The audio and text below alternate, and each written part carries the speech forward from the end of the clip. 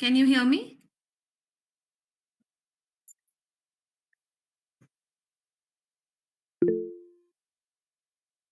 Are we waiting for more people to join back?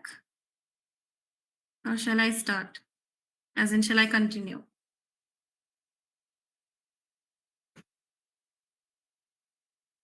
Kamath from Goa. Hello. Yes. Yeah, this is Sanjot. In fact, I was having some of problem on my mobile number, so I logged in from a different email ID. Okay. Hello. Yeah. Is it okay, no, for certificate? Okay, I will put a separate mail regarding that tomorrow. Okay. You can mail on Legal Vidya about this, Mrs. Pooja Kamath. Yeah, no. She is my spouse. I am Sanjay Kamath. Okay, Mr. Sanjay sir, you can drop a mail on the legalvidya@gmail.com. Thank you.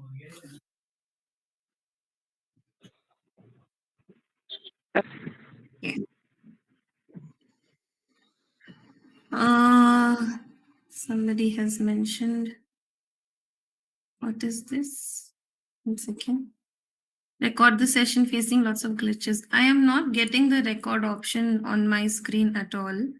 Maybe because I'm not the host. So I'm not able to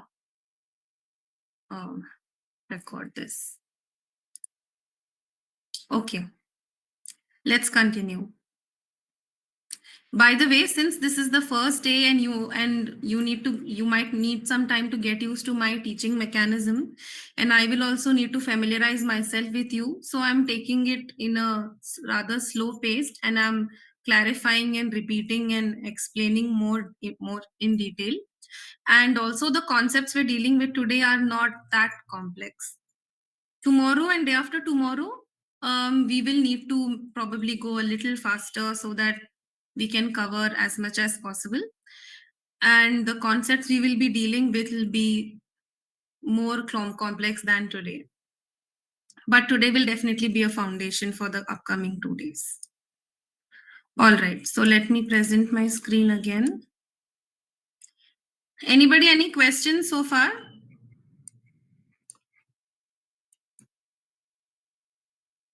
If there are no questions, then okay.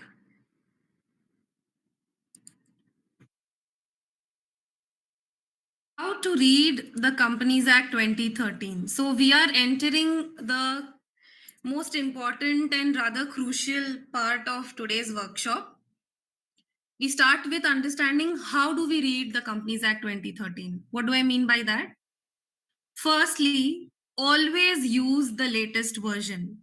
This particular sector, the corporate sector, is so fast, it is so rapid, and the developments happening are so fast that the law changes by the day. You will see SEBI notifications coming every day. You will see RBI notifications coming every other day. So you need to ensure whatever law you are using is the latest version. How do we ensure that? So for Companies Act 2013, what we will do is, I have you all joined through your laptops. I hope you have. So open the MCA website. If you know these things, we can skip it. Why I'm dealing with this is because sometimes the most complex tasks or assignments given to us, we end up doing a bad job just because our basics wasn't clear. We used the wrong version of the act, or we did not know where to look, or we end up asking others, what was that specific instruction that the senior has given? I'm not quite sure. Which means that academically we are able to grasp concepts, but we don't know what that translates to. What does it mean when we say incorporation of a company? When I say the word company, you might not know its exact company's law definition, but you should be able to tell these fundamental concepts. Or when I say incorporation, I'm sure by the English word incorporation, you are clear what it means. But what does it translate to for a company in practice? You will not know. So that is why I'm using the topic of incorporation and how to read Companies Act to actually practically enhance your understanding and experiential learning on the practical side of this. So open the MCA website. My screen is visible, right?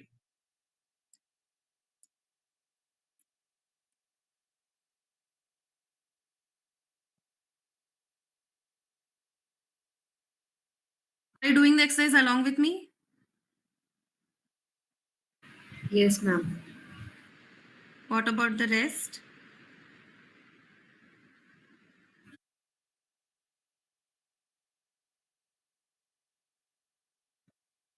Okay, it will be beneficial. Okay, so Ministry of Corporate Affairs, that's the MCA. Go to this Acts and Rules, this one here. Click on ebook, click on it. And then you will see Acts, which will be a long list. Click on Acts, see this long list of statutes. And then click on Companies Act.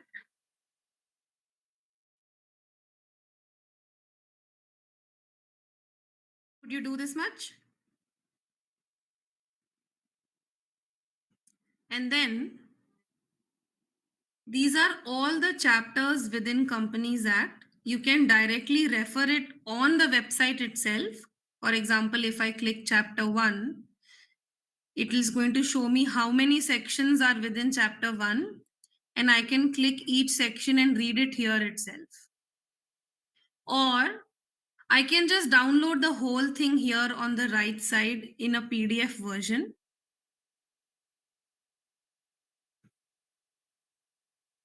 If you click on PDF, Can you repeat again the steps after acts? yeah. So what did I do? I went to MCA website, Ministry of Corporate Affairs. I clicked on Acts and Rules, this one, and I clicked on ebook. Okay. Then here there is a list of acts here, left side, which has all these statutes.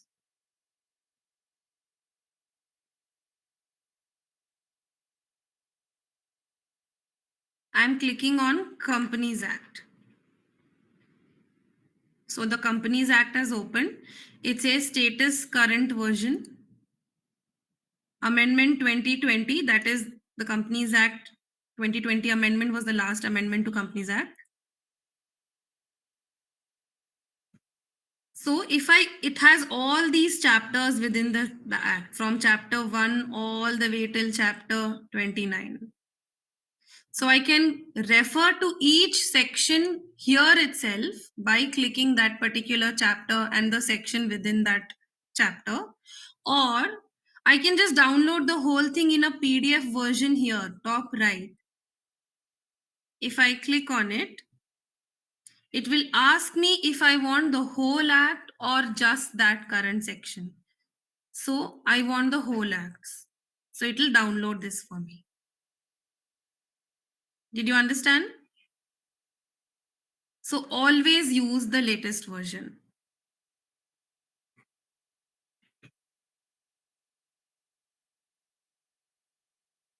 When I take classes, during my classes in universities also, whenever I'm dealing with any written law, if it's Consumer Protection Act or if it is Motor Vehicles Act, I always try and take a couple of minutes just to explain where should they refer for the latest version of the act, which is the most authentic site where we can trust that this will give me along with the latest amendments. Okay, just to make us more legally sound. Next, the table of contents will give you the events in its lifetime. This is interesting. So if we look at, I have the Companies Act here with me. So if we look at the table of contents, tell me if you can see this. Visible? Yes, ma'am. So see, this is the Companies Act 2013 and the arrangement of sections here, chapter wise. It will give me the entire lifetime of a company, starting with Incorporation of company, that means the company is first set up, it is born.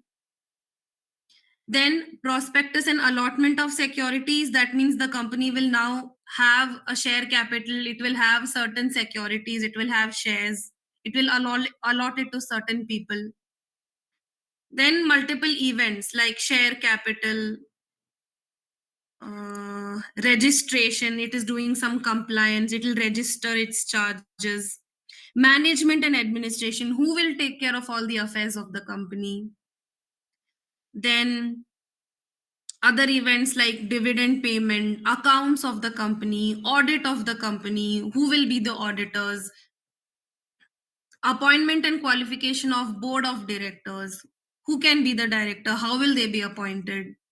So this list of chapter wise sections given will give you an insight into the entire lifetime of the company. Meeting of the board and its powers, what all can the board of directors decide on, what is the extent of powers they have, how will they exercise it, appointment and remuneration of managerial personnel, inspection, inquiry and investigation by say the central government or the investigation officer into the company, how will that take place, mergers, acquisitions, arrangements, amalgamations, all of this is a separate chapter. Prevention of oppression and mismanagement, if certain shareholders are being oppressed by the majority shareholders, what can they do about it. And then removal of names from the register of companies. Winding up. So we started with incorporation, we end with winding up. So this list will give you the entire lifetime of the company. So every time you have a question relating to, if you are being given a question on company law, you don't exactly know the section, but you remember, oh, I know that list. Somewhere in that list I will know that, okay, between incorporation and winding up, somewhere is the qualification of director, somewhere is that accounts and audit. So maybe there is where the answer will lie to whatever question is being asked. If somebody is asking you about can these two companies merge, you don't exactly know the answer, but you know where to see, where, what section or what part to read to give that answer. So once you look at with, if you, like I said, hand has memory, if you write it down you remember it faster. So once you look at this list, you will know next time when a question is asked, you can imagine or you can understand where to look. So that helps. Okay, so first always use the latest version. Then table of contents gives events in its lifetime. And then third, the definition section. I'm sure you know this, that most written laws will have either section 2 or section 3 as, or sometimes section 5 as the definition section. This definition section, of course, gives very pinpointed definitions on how to read certain words within that statute. It will qualify or it will give the meaning of those certain words used within that statute. So, of course, to read Companies Act, you need to be on top of the definition section. Also, you need to know the meaning of those words. In what sense is it used? For example, I'll give you an interesting example. When I was teaching banking law, the word bank is defined in Banking Regulation Act as any bank which is given license by RBI, normal bank, all your banks. But the word bank in the RBI Act, the Reserve Bank of India Act, the word bank is defined as the RBI. So whenever you will read RBI Act and you keep reading so many places, it says bank can do this, bank can do that. That doesn't mean any bank can do it. Because if you go to the definition section, it will specify bank here means only RBI. So that same term, and in very in the same banking sector, you will have both this RBI Act and Banking Regulation Act. But a very common word, a very fundamental word, bank, is used so differently in both these laws. So you have to be on top of a definition section that will automatically enhance your learning when you read the section. And lastly, read along with the corresponding rules. This is something I feel we as students of law don't do. We do not look at the rules. We just look at the statute, we just look at the act, and we actually don't bother about the rules. But in company law, you cannot do that. In fact, every chapter that you will see later on, if it is a chapter on, like we saw in the list, chapter on appointment of directors, there is a rules for appointment of directors. There is a chapter on registration of charges, there is a separate rule for that. So each chapter will have its own corresponding rule. So the rules in Companies Act have a major role to play in giving that detailing and that specific prescription on what exactly has to be done. If the act says make XYZ filing, who has to make it? Within how many days? If you don't do it, then what happens? How to make that filing, online or physical? Do I have to sign it or does it not require a signature? How many people are required to sign it? And can I ask for an extension? These specific prescriptions will be given in the rules because the act cannot specify every single detail, right? So always supplement your understanding of the act with the corresponding rules. Once you do this, you will be so equipped with your understanding, your aptitude, and your perspective of corporate law. And that's what you anyway chose, right? That's what you want at the end of the day. Okay, did you understand this so far? How to read the Companies Act?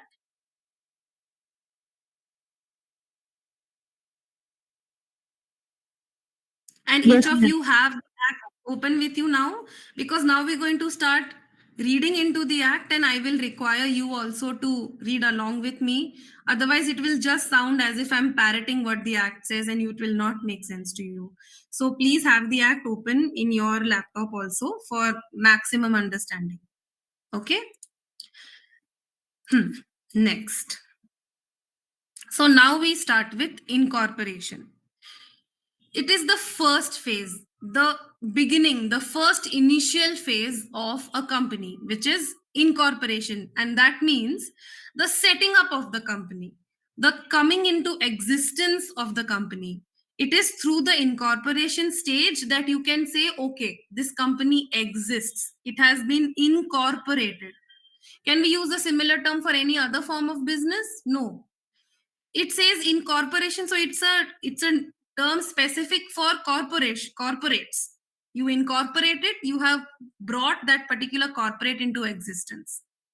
So my question to you is, why is the procedure so detailed? Whatever we are going to read today about incorporation, which is going to take a good 1 hour, why is there a need to give such detailed procedure on just the setting up of an entity? From what I have spoken about so far, from what you've heard so far, you probably can give the answer. I think you can give the answer. And can you repeat, please? Yeah, I'm asking that just for setting up a company, just for incorporation, there are a lot of procedures given. What is the need for such detailed procedure just for setting up? It's not even doing any activity or functioning. I'm just setting it up, and that has so much procedure or so much law. What is the need? That in future no one can say that that because of that I have no proof that they have form a company or like this. Okay, for proof, say for documentation, that's one maybe say small reason. But something bigger, think specific. Like whenever I'm asking you a question specific to companies, understand why I'm not asking the same thing for partnership. Why am I not asking for that grocery store bhaiya?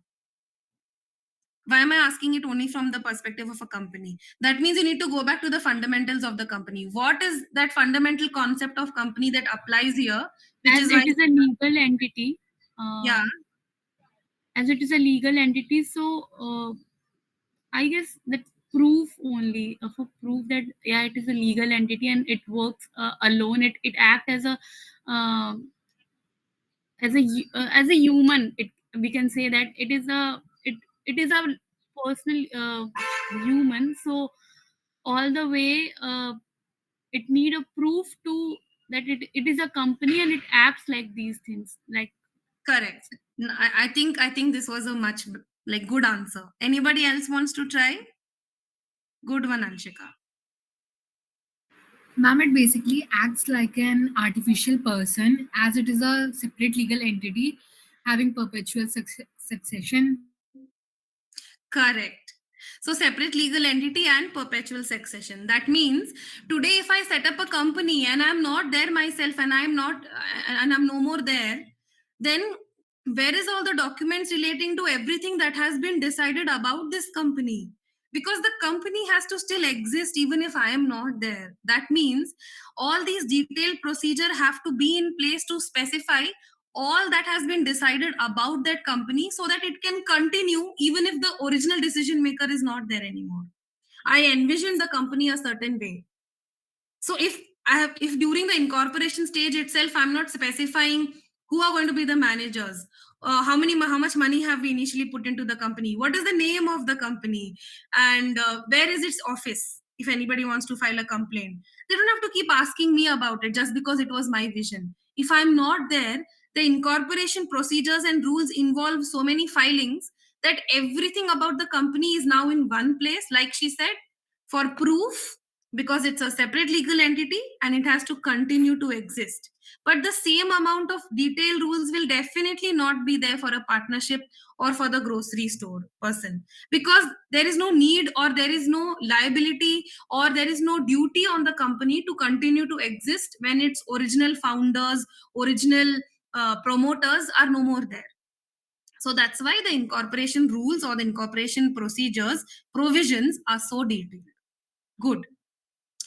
Okay, so chapter 2 of Companies Act 2013 talks about incorporation of company and matters incidental thereto. That's what chapter 2 says. So from section 3 to section 22, you can refer to the Companies Act 2013 you've just downloaded. This is your entire chapter 2.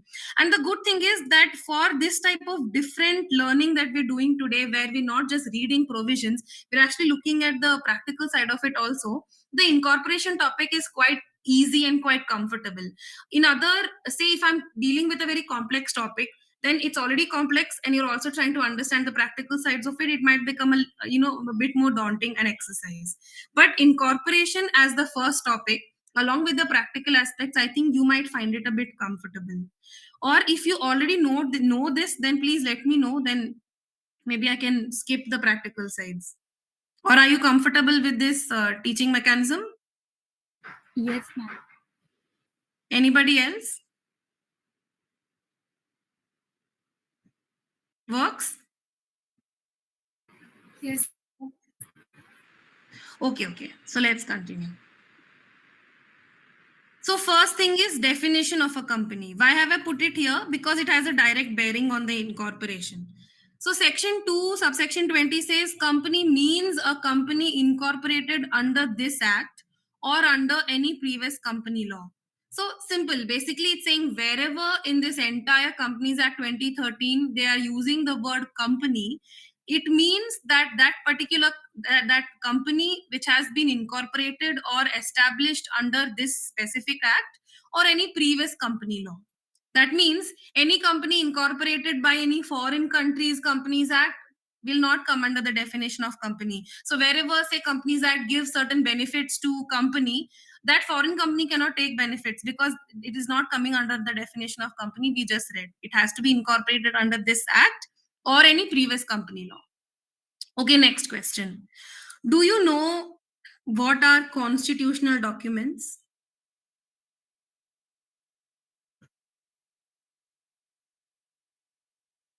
Like generally, when we say constitution, what strikes in your mind? Correct. I think you saw it in my PPT. When we say constitution, what strikes you? The law which governs the country. Yeah, correct. The Indian Constitution. When we say Constitution, generally what strikes us is the Indian Constitution. That one ultimate grand norm, so to say, which lays down the systems of governance, the forms of governance, our interaction with our government, and the three wings with each other. So similarly, this is not a defined term. We use it only in practice, in corporate law practice. We use this term when we say, go back to the fundamentals and go check the constitutional documents. What we mean by that is the AOA and the MOA. And why do we mention that? We will see once we look at those provisions. Okay. Now let us start with our understanding of the incorporation chapter.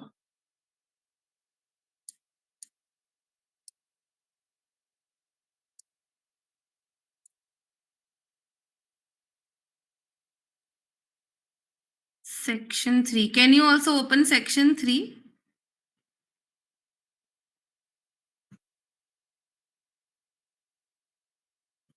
Chapter 2. Is this visible to you? Yes, ma'am. Okay. Chapter 2, incorporation of company and matters incidental thereto. Section 3 says formation of company, and it says a company may be formed for any lawful purpose by 7 or more persons where the company is public, 2 or more persons where the company is private. So, easy academic learning, you need 7 or more persons to be members in a company if it is a public company, 2 or more persons if you want to start a or you want to incorporate a private company. And then it says a company formed under subsection 1 can either be a company limited by shares or by guarantee or an unlimited company. So now that you have this understanding of what we discussed so far about fundamental concepts of company, when you read section 3, I am sure you're able to immediately link that concept we learned about limited liability. Yes? Yes, ma'am. So, Yes, a ma'am. fundamental concept that we have learned about how that translates to law is that it will prescribe specifically as a core tenet or a core nature of the company itself. Section 3 clearly says a company incorporated can either be a company limited by shares or a company limited by guarantee or an unlimited company. So we can quickly identify, oh, okay, so they are already mentioning that fundamental concept we just understood. Let's go further. Memorandum. Memorandum of a company shall state 6 things. Name of the company, and that name should have the word limited if it's a public limited company, and the words private limited if it's a private limited company. Then the memorandum should tell which state the state in which the register of the company is to be situated. Then the memorandum should have the object for which the company is proposed to be incorporated. For what reason are you setting up this company? Is it for doing some trade? Is it for communications? Is it for some steel machinery? Is it for some power? Is it for digital, what to say, digital appliances? What is it for? Is it for some service? Is it for goods? So first is name. Let's note this down. I will also mention in our chat box.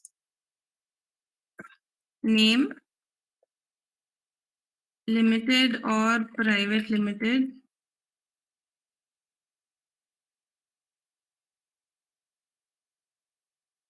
Then state, objects or purpose.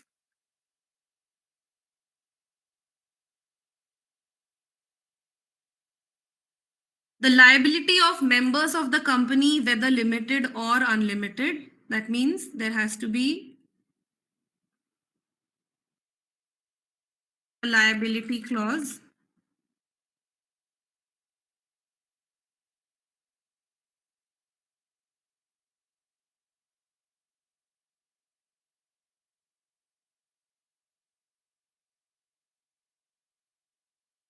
And then capital, which will include the amount of share capital with which the company is to be registered and the number of shares each subscriber to the memorandum intends to take.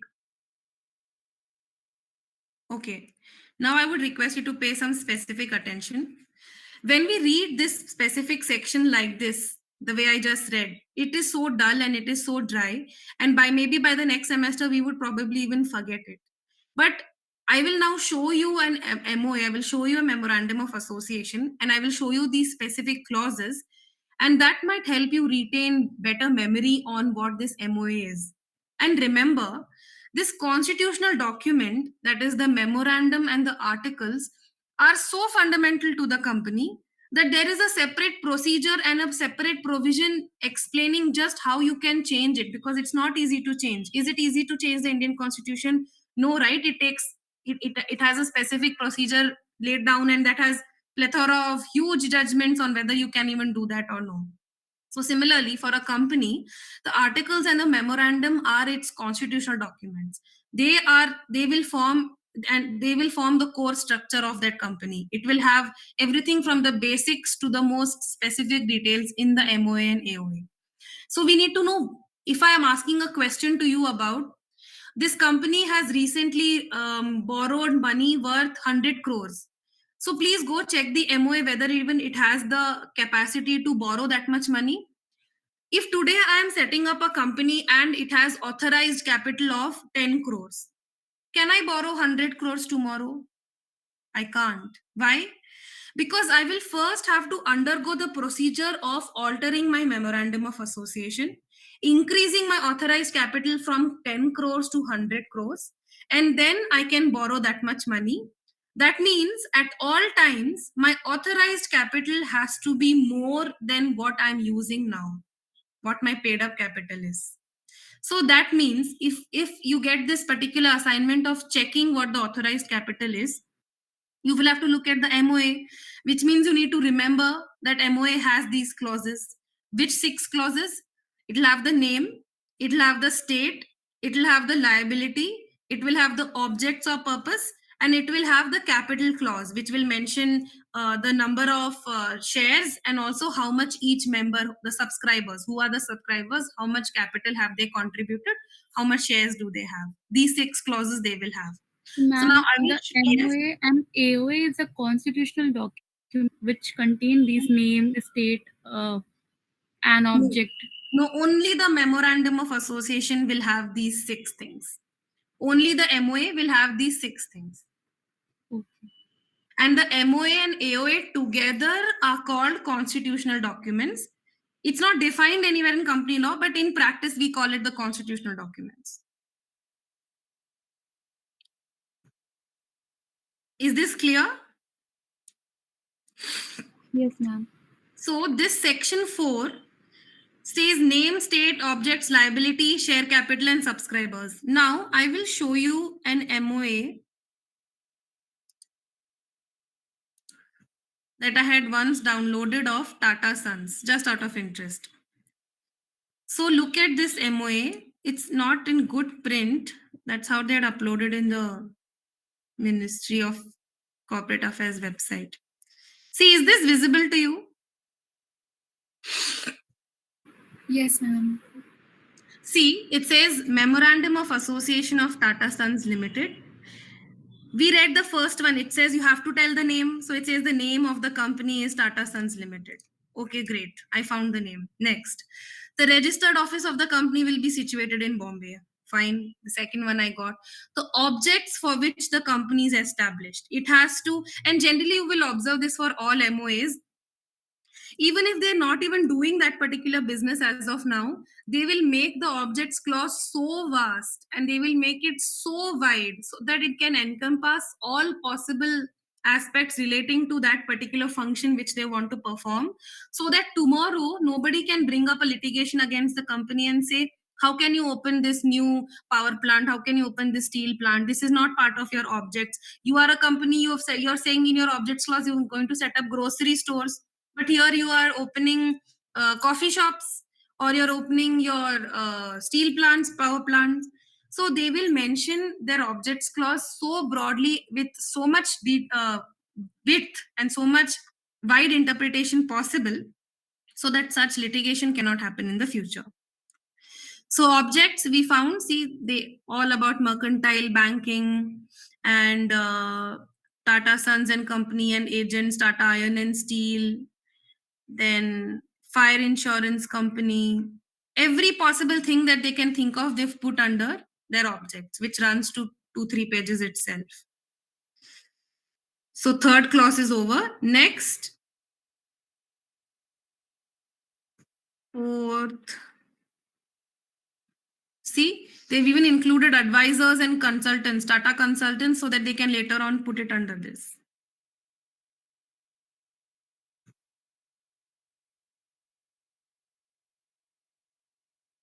Okay. Then fourth, the liability of the members is limited. It's specified, right? You have to mention whether the members liability is limited or unlimited. Here they've mentioned it, this fourth point. And then fifth, the present capital of the company is rupees 5,800 crores. And how it is to be divided is these many, they have specified what type of shares these are. And they have put a star mark here. Why? Obviously, because this was not the first MOA of Tata Sons. They must have amended it so many times since 1917 or whenever it was set up, that now this is 2011 version. This clause 5, which talks about the present capital, was the 2011 version of the present capital. That's why it has a star mark next to it. And then the last one is subscribers. Who all are the subscribers of the MOA? And here it says, we, the several persons whose name and address are subscribed, are desirous of being formal into the company, being formed into a company in pursuance of this MOA, and we respectively agree to take the number of shares in the capital of the company set opposite our respective names. So see, here is mentioned this person, number of shares taken by its subscriber, one share he has taken. This person, one share. So these 5 people are the subscribers who took one share each. And then they have dated it 7th day of November 1917. This was the day the MOA was first time prepared. Of course, now it is undergoing amendments, but they will keep amending the same base document. Did you understand? Are you with me? Ma'am, Yeah. can you explain why it was star marked there? Yeah. See, you will notice this in any written law, right? Whenever they have made any amendment to a law, they will put an asterisk next to it, and then you have to read the bottom. See, even in Companies Act, if you open, they will put an asterisk next to every provision that they are amending, and at the bottom of the page, they will mention substituted by Act of 2020, or omitted in 2018, or inserted by amendment of 2023. So that asterisk is an indication that something has changed about this. This was not the original version. Whenever there is an asterisk mark or star mark, that means there is an amendment made to it. Something has been altered. Clear? Okay, thank you, ma'am. So they did not alter the name. That's why the name has no asterisk. They did not alter the register office. Sometimes they do alter the name, and then it will have that asterisk next to the name also. But they did not alter the name, they did not alter the objects, but they altered the share capital. They must have, they will, a small company will slowly become big, so the authorized capital will undergo many changes many times. So they will have to keep altering that particular clause, so that nobody can tomorrow say, hey, your MOA does not allow you to borrow this much money, or raise this much money from the public, or raise this much money through deposits. You can't do that. So first increase your authorized share capital. That means they will have to amend their MOA, and there is a specific provision and procedure on how to amend the MOA. Then they have to change this clause, then they can continue with what they wanted to do. Clear?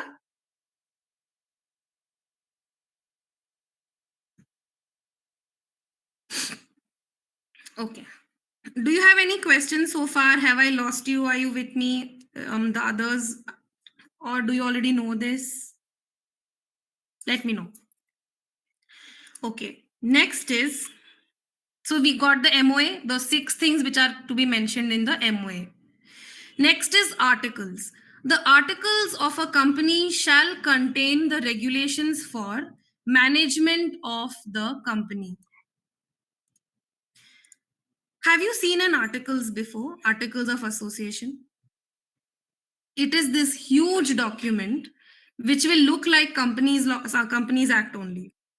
It will have every little detail, from how many directors it can have, what all powers the director has, and what powers the shareholders have, when all the directors can take decisions on their own, when will they need shareholders approval, and who can inspect the books of the company, and who can sell the shares, who can buy the shares, and who can do audits.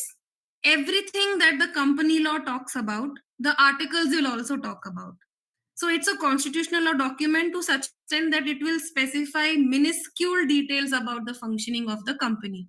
Within how many years should the auditor rotate? Within how many years should the independent or director changes or vacate his position? How many whole-time directors it has, how many women director it has. So the MOA will mention these 6 things. Everything else, the articles will mention. Okay? Everything about the management of the company.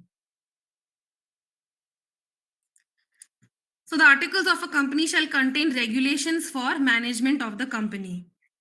Now, attached to the Companies Act 2013 are rules, I told you. There are also schedules. And these schedules have the template or the pro forma or the template for how should your AOA look? How should your articles of association look? So if I want to set up a company today and I don't know how to prepare articles, I will just go to Companies Act, scroll down, look at the schedule, and those schedule will have table I, table J, table F. If I'm a company limited by shares, it will tell me public company, private company, limited by shares. I will just see which category I am. I will open that table and it will give me my entire AOA, and I can just enter details however I want to. So it will give me a template of the OA. So after today's workshop, do this. Check for that table IJFKH, which has these AOA templates. That will enhance your knowledge of the course we're doing today. 1 second. Okay? Understood? Moving on. That's section 5. See, here it is. The articles of a company shall be in respective forms specified in tables F, G, H, I, and J in Schedule 1 as may be applicable to such company. So please note this. You can highlight it.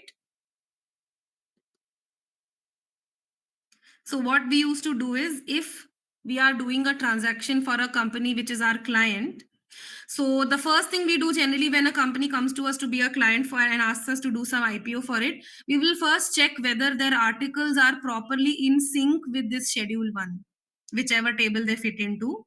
If it is not in sync, we will first tell them that, see, the table mentions that you have to have this clause, but you don't have it in your articles.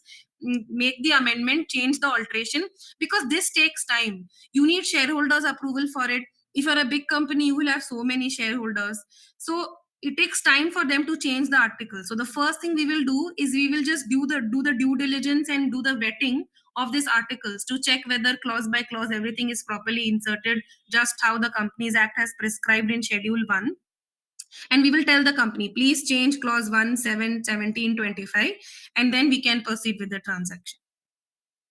Because it is so fundamental that the company has to have its MOA and AOA perfectly in place.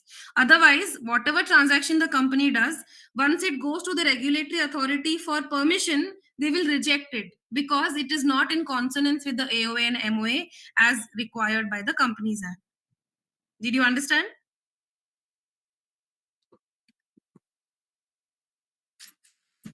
Okay. Ma'am, can you repeat some after the section that you This said? one? This is section 5, subsection 6. Yeah. Yeah. I think, copy it here.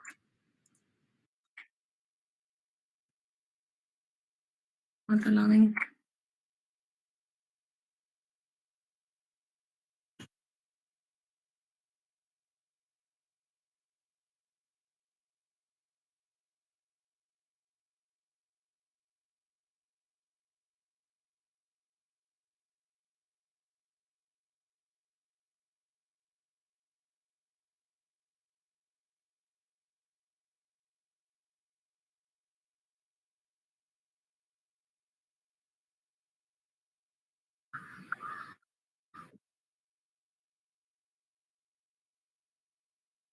Section 6 says act to override memorandum articles, etc. I think this you might know. This section basically says that if your AOA says X and the Companies Act says Y, then Y will prevail over X. That means the provisions of this Companies Act shall have effect, notwithstanding anything to the contrary contained in the MOA or AOA. Basically, this section specifies the overriding effect of the Companies Act over the MOA and AOA of the particular company. Whatever your AOA might say, whatever the MOA might say, in case of dispute, what the Act says will prevail over the MOA AOA. And it says any provision contained in the MOA or AOA or agreement or resolution shall, to the extent to which it is repugnant to the provisions of the Act, become or be void. That means if the Companies Act mentions 2% of the company's profits must go towards corporate social responsibility, and the company, whenever it makes profits, has to allocate 2% of its entire of that money towards benefit of the people, then the company cannot have in its AOA saying only 1% will go towards CSR, because to the extent you are going against or you are repugnant to what the Act says, the Act will prevail and the AOA or MOA will have lesser effect. The Act will override. So this is simple. This you understood?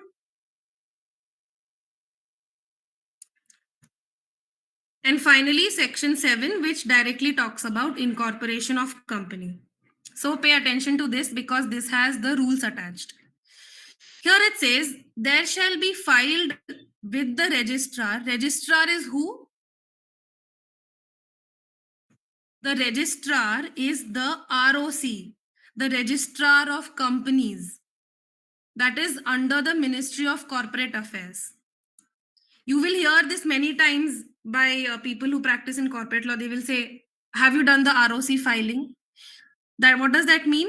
ROC filing is like this continuous compliance, continuous filing, continuous documentation, diligence that the company will have to keep doing on a regular basis.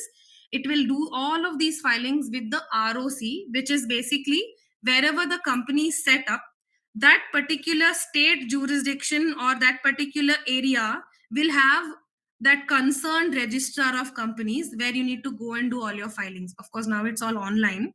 So the ROC is under the Ministry of Corporate Affairs. So this incorporation filing or application for getting company incorporated or set up also happens to the ROC only. What does it say? It says there shall be filed with the registrar within whose jurisdiction the registered office of a company is proposed to be situated. The following documents have to be filed and the following information has to be given for registration. So here for Tata Sons, what place did we see?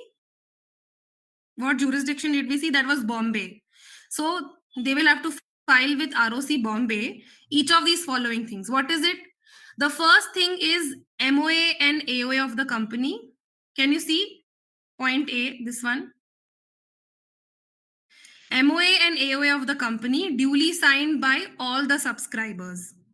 Second, a declaration in the prescribed form by an advocate, a chartered accountant, cost accountant, or company secretary. Then, a declaration from each of the subscribers to the memorandum and from persons named as first directors, if any, in the articles, that he is not convicted of any offense in connection with the promotion, formation, or management of any company, or that he has not been guilty of any fraud or misfeasance or any level of breach of duty. Don't get worried by the detailed terminology. Basically, the subscribers of the memorandum and the first directors have to give a declaration during the incorporation stage itself that they are not criminals and that they are not convicted of any offense which is mentioned here. No fraud charge should be on you, no misfeasance charge, not just charge, should have been convicted. That means that charge was proved and you were finally found guilty. That you have to declare that none of this has happened. Then you have to also give the address for correspondence till the registered office is established, because we're going to establish the registered office under the MOA. Till that time, what is the address for correspondence? Then the particulars of name, including surname, family name, residential address, nationality, and other particulars of every subscriber to the memorandum, along with identity proof. So we saw for the Tata Sons case, there were 5 subscribers. For each of them, during the incorporation itself, they would have to submit name, surname, family name, residential address, nationality, and identity proof. Then particulars of the persons mentioned in the articles as the first directors, along with DIN number, the director identification number. This has to be submitted during incorporation itself. So all of this from A to G. Could you follow what I just read?